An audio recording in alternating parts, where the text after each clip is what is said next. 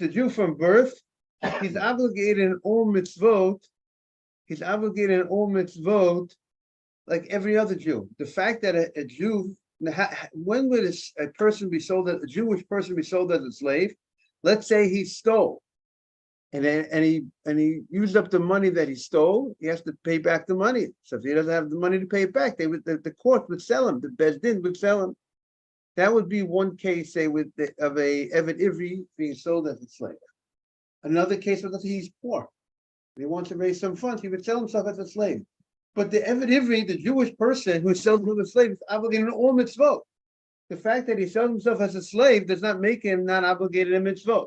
So our Mishnah is talking about Tavi, who was a non-Jew, who was sold to Rabbi Gamliel, who went to the mikveh, who did a circumcision. He's now obligated in mitzvot like a woman. He's like a lady. An Eved Kanani is not obligated in mitzvot like a regular Jew from birth. He's obligated in mitzvot. Good morning, Simon. He's obligated in mitzvot like a woman. Okay? Now, what's the halacha by a Jewish woman when it comes to Sukkah? The halacha is the Jewish lady is not obligated in the midst of Sukkah. Why is she not obligated in the midst of Sukkah? Good to see you. We missed you, Simon, yesterday. No problem. We miss you. Okay, but here you are today. You won the battle today. And a lady, because it's a time-bound mitzvah, many time-bound mitzvot, ladies are not obligated in the mitzvah of that mitzvah. But as we said before, even a lady is not obligated in the mitzvah of Sukkah, she gets a mitzvah by going to the Sukkah and eating in the get mitzvah. In life, you get credit for something you don't have to do, right? When you voluntarily do certain, that's the mitzvah. That's the story with women. Yes. Yes. Ben Shalma. Shalma should have an aliyah. So if you didn't say Birkat HaTorah yet, you got the Torah first. Like Birkat HaShachar, did you say it? Not yet. It's very good. Because saying Birkat HaTorah first. So now we have the given. The given is a woman. But what about an Evet Kanani, a slave? Regarding a slave. So what's now? So what does the Gemara say? Now the obvious question is, why would you think otherwise than the regular halacha? The regular halacha is that avodim, slaves, are obligated mitzvahs like a woman, and obligated mitzvahs like a woman. So since a woman is exempt from sukkah, so automatically the slave would be exempt from the mitzvah of sukkah. So why would you? What do you need to learn a new source or a new, to teach us this halacha when seemingly we already know this halacha? So we'll look at the Gemara and then we'll get back to this this point. Look at the Gemara first. The Gemara says, here we have Shimon. Shimon came, right? Shimon's here. Simon's here. And now we're going to start the Gemara. Amar Reb Shimon. That's the Gemara. Amar Reb Shimon. We are on 21b2. Amar Reb Shimon. Reb Shimon says, we're on the left side of the page. Ma'aseh b'Tavi Avdo. He's told about there was a story of Tavi Avdo. Tavi was a slave of Rabbi Akiva, and he was very unique. He was very learned slave. He became a Talmid Chacham. He became, as a slave, even though a woman is not obligated to learn Torah the way a man is obligated to learn Torah. A woman is only obligated to learn the mitzvot, the laws of the mitzvot that pertain to a woman.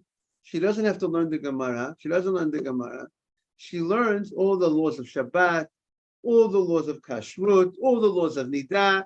She learns the law. That's what she needs to learn. She doesn't need to learn all the Gemara and all the Mishnayot. She doesn't need to do that. She's not. That's not. She's exempt. She's patur from doing such a thing. So technically, Tavi, the slave of Rabbi Gamliel, who's obligated in mitzvahs like a woman, is also does not have to learn all the Torah. Yet he learned the Torah and he became a big Talmid Chacham. Tavi, and it says, what was the story? So there was a story is that Tavi in the Sukkah there was a bed, and Tavi went underneath the bed and he slept underneath the bed in the Sukkah. And let's say some want to explain. Let's say the Sukkah was a little tight. A lot of people in the Sukkah. He wanted to hear what the rabbis have to say, or he wants to be there. He slept underneath the bed. Now, why did he sleep underneath the bed? Why didn't he sleep in a better spot? Or why didn't he create a Sukkah that he was sleeping on top of a bed? Because the reason why, so the reason why he slept underneath the bed is he had no mitzvah of Sukkah. And since he has no mitzvah of Sukkah, he could sleep under the bed. Because under the bed, you don't get the mitzvah of Sukkah. This opinion holds. Because Rabbi Gamliel says, you know what? Look, Tavi is a Talmid Chacham. He knows that slaves are patur from a Sukkah. Because they're exempt from Sukkah, that's why he's sleeping under the bed. Meaning, if they would be obligated in Sukkah, he would not sleep under the bed. He would sleep on top of the bed. But since they don't have the mitzvah of Sukkah, he goes under the bed. Indicating, what's the inference? If they would be obligated in Sukkah, he could not go under the bed. But because he's exempt from the mitzvah of Sukkah, he goes under the bed. Now, why can't you go under the bed if you're obligated in the mitzvah of Sukkah? Because the bed, the cover of the bed, the frame of the bed will act as a separation between you and the schach. And therefore, you're not sleeping under the schach. You're not sleeping under the Sukkah, the cover, the roof, the ohel. You're going to the ohel. You're not under the ohel of the Sukkah. You're under the ohel of the bed. And the bed is not a kosher Sukkah. It's not a kosher ohel. You have to sleep in a Sukkah on Sukkot, not under a bed on Sukkah. So therefore, in general, someone like all of us who is obligated in the mitzvah of Sukkah, we cannot sleep under a bed in a Sukkah, under the bed, because the bed forms a tent. But an eved, a slave who's not obligated in the mitzvah of Sukkah, he could sleep under the bed. So that was the observation. That's what Rabbi Gamliel told his colleagues, the other rabbis. Look, Tavi is a Talmid Chacham. So that's what Rabbi Gamliel said. Tavi is a Talmid Chacham, and since he's a Talmid Chacham, and he knows that avodim, slaves, are patur from Sukkah. That's why he's going ahead and he's sleeping under the bed. So let's see the Gemara. The Gemara says, Tanya, Omer Rav Shimon. Rav Shimon says, Mesichato shel Rabbi Gamliel. We are now on the right side of 21b2. Mesichato shel Rabbi Gamliel, from the speech, from the conversation of Rabbi Gamliel, Lamadnu Shnei Dvarim. He teaches us two things. We learn two things from Rabbi Gamliel. Lamadnu she'avodim peturim min hasukah. The first thing we learn is that avodim are potter from sukkah, because that's what Rabbi Gamliel said. Rabbi Gamliel says, look, Tavi knows that avodim, slaves, are potter from sukkah. Now, so I ask you the question, what do we need Rabbi Gamliel to tell us that? He's obligated like mitzvahs like a woman, so automatically he is patur, exempt from the mitzvah of sukkah. So Tosfot asked this question, and Tosfot's the Ritva, and the answer is the Gemara said that there was a thought that women should be obligated in sukkah, which they are not. But why would you think women should be obligated? because there's a new idea. Sukkah has a din 7 days. You're supposed to dwell in a sukkah for 7 days. And 7 days, similar to the way you live in your house. You eat in the sukkah, drink in the sukkah. The sukkah is supposed. You might have thought, since the sukkah needs to be a new home, wife. So you might have thought a woman should have to sleep and eat the sukkah because that's the way you are during the year in your house. Same way you would think you should have your wife with you in the sukkah. So too, and in general, you have your slave, your servant with you in your house. So you would have thought have your servant with you in the sukkah. And he should have to be in the sukkah. Therefore, Gamliel to teach us that the Eved, the same way we needed a special teaching that women aren't obligated in sukkah, women, because you might have thought that you have to live like the way you live the whole year round, that avodim, that servants are not obligated in sukkah, and the Rabbi Gamliel teaches us that halacha through the meaning he condoned, he supported the actions of a slave. He said, because he was not obligated in sukkah, need the bed. So number one, he teaches us that a slave is patur from a sukkah, something that we might not have known. So that's what Rabbi Shimon, Rabbi Shimon says.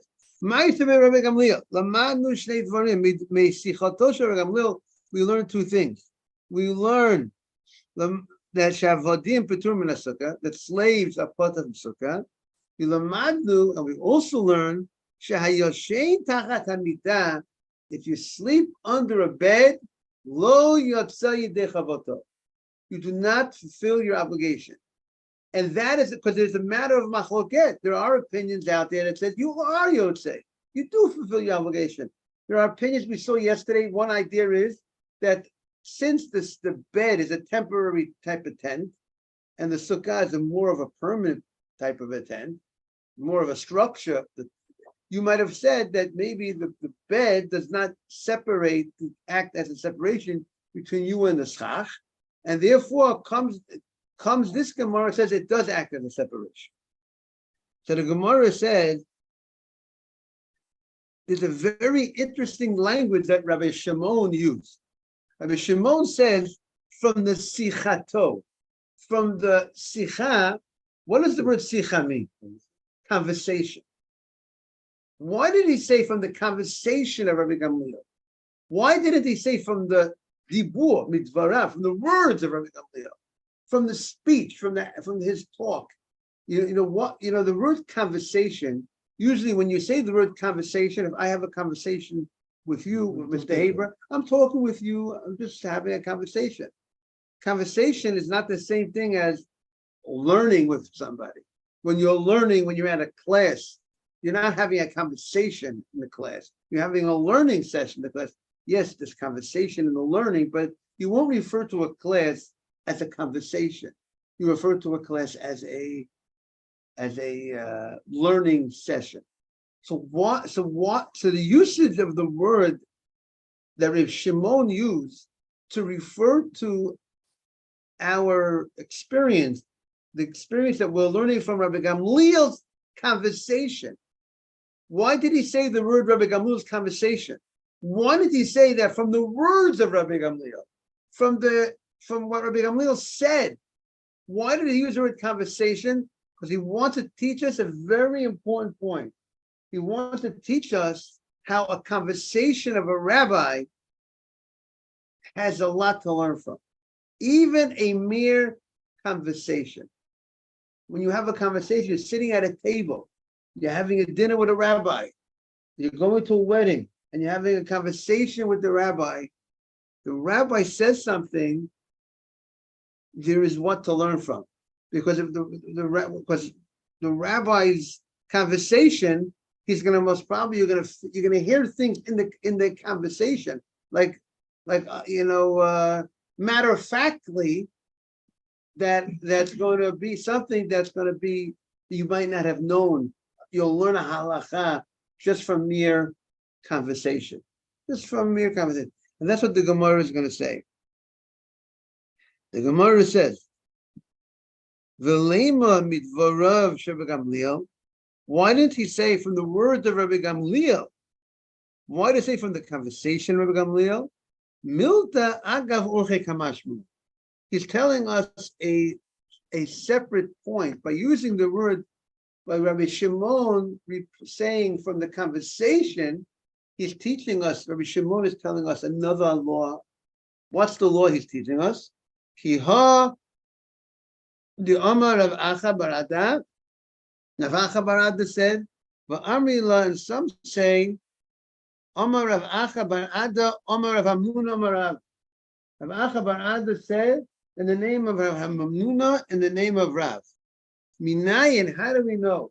She'afilu sichat Talmid HaChacham sicha limud. How do we know that even the speech, the conversation of a Torah scholar, there's needs limud, that you can learn from it, there's something to learn from? How do we know? Because Shenema, the Pasuk says, meaning to say, Rashi says that you try to listen to the conversation of the rabbi. Try to be part of the conversation. Try to put your ears to a conversation of the rabbi. And you should and think about what the rabbi said, because you can figure out new things that you're going to learn. Shenema, how do we know that? The Pasuk says in Mishlei, a very famous, Pasuk in Tehillim, the beginning, the first chapter of Tehillim, David HaMelech writes, he talks about lucky is a person who's Torah, he learns Torah day and night. And then he says, V'hoya ke'et shatul apal gemayim, is like a tree that you plant near waters, near springs of water, asher piryo yitein b'ito, that the fruit will come in its time, right? The pasuk says, it's like it's like a tree planted near a stream. Pal gemayim is like a stream of water. So a Talmud Chacham is compared to a tree that you plant the tree near springs of water. Now, if you have a nice flow of water to the tree, then the fruit will come out beautiful, or come out in its time. That's why the pasuk piriyito va'alehu, and its leaves of the tree lo yibo, they won't wither, they won't become old and dry, because it's always next to the stream of water, which is constantly giving moistness to the. So the Gemara says, alehu,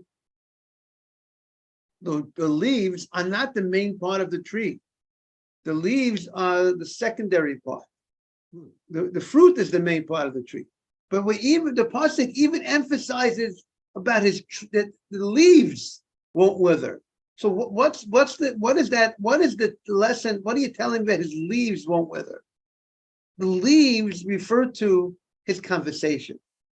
Things that are just matter of factly, things that are not his main teachings. Most probably the fruit represents his main teachings, his main lectures. But even the things that seem secondary, even the things that, just like the leaf, is something which is light, and it's not going to go to waste. It's going to be the leaf that's not going to moist, that's not going to dry out. You're going to use it. It's going to have benefit. You're going to use it for whatever purpose you use it for. Maybe it will be a shade. It will be used as a shade. It has purpose. So too, the conversation of a Torah scholar has a purpose. And therefore, since it has a purpose, and Therefore, you have to learn from it. Now, there's another idea. Another idea is that when you have a conversation with a Torah scholar, you fulfill another mitzvah. What's the mitzvah? There's a mitzvah ubosid bak. There's a mitzvah in the Torah to attach yourself. Morning, Adam. Every second counts, Adam. There's a mitzvah. You could open the chair for. There's a mitzvah in the Torah ubosid bak. There's a mitzvah to attach yourself to a Torah scholar. It says that you should do business with a Talmud Chacham. Do business with a Torah scholar. Marry your daughter to a what? To a Talmud Chacham.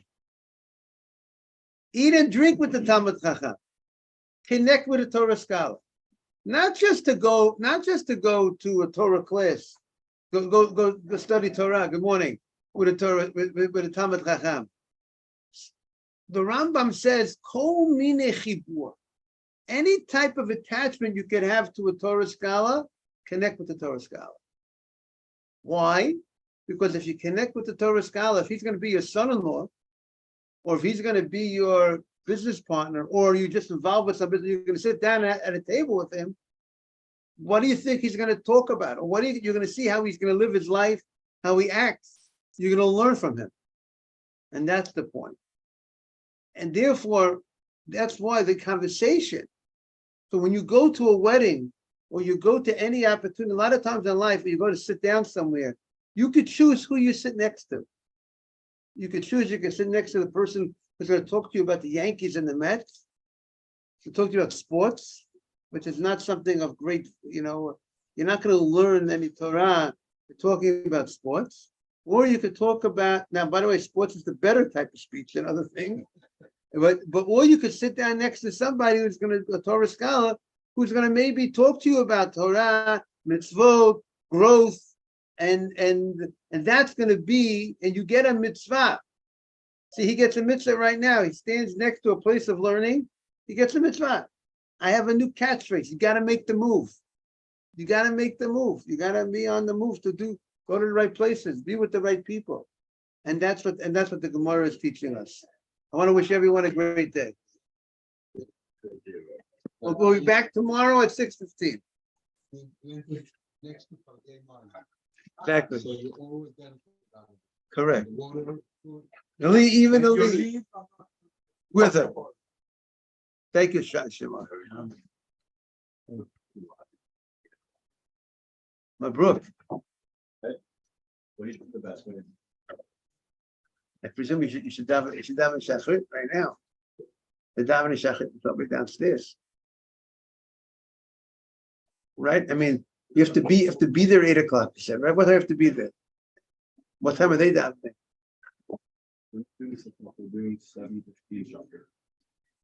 You're not going to make it there at 17, will you? So I think you should daven. If you daven here at 7:30, I mean, then you're not going to make it 8:00 there, right? Depends what time you have to leave here to get there. That's the question. Downstairs, they're in the middle of davening. You can see where they're up to downstairs, if that makes sense. Then you can always catch the slichot that's after that davening a little bit.